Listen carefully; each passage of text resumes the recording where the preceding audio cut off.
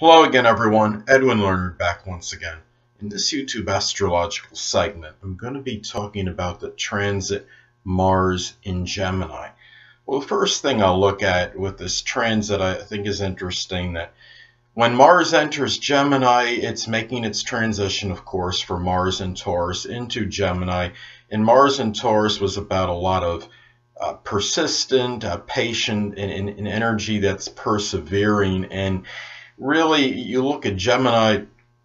Gemini is almost the antithesis of this. Gemini, Mars and Gemini, there's a lot more mental restlessness. There's not a lot of persistence or tenacity.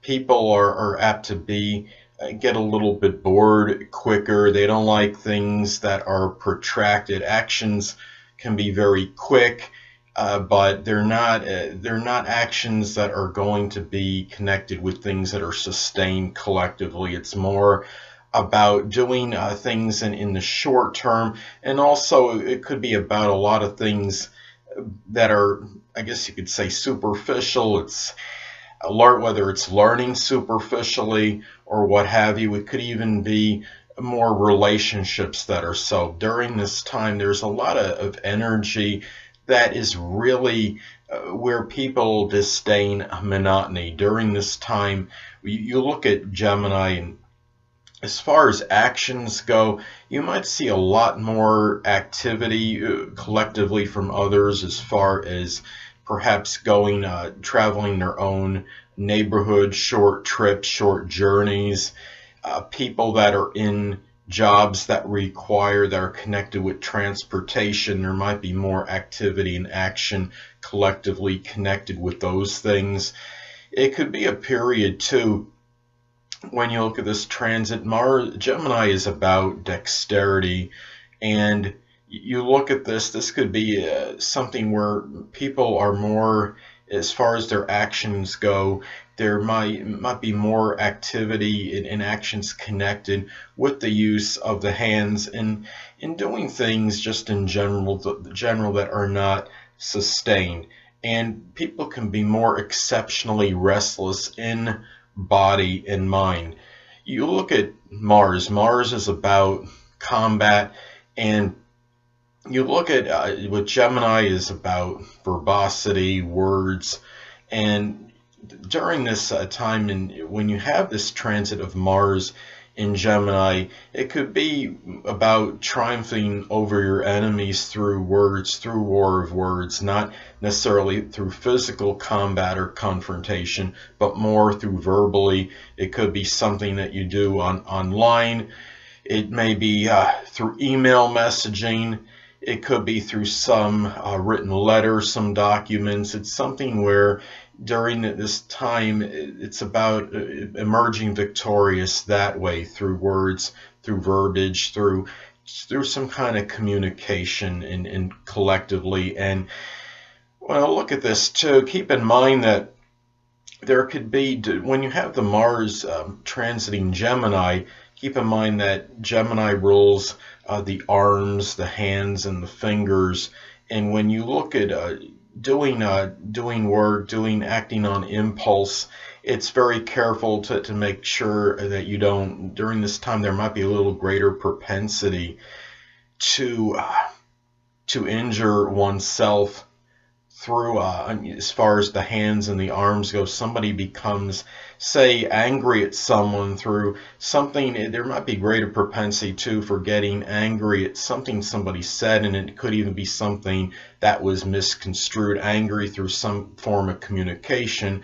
And for example, someone winds up hitting the wall with their hand, and maybe a little greater chance of injuring it during this time than as opposed to usual. So, or even the arm and or the hands during this time, and fingers. So, and also be extra careful as far as using sharp tools during this time, as that impulsive moves could have a little greater chance of causing some kind of injury. If you're working in some profession where you have sharper edge tools, be extra prudent and careful during this time than usual.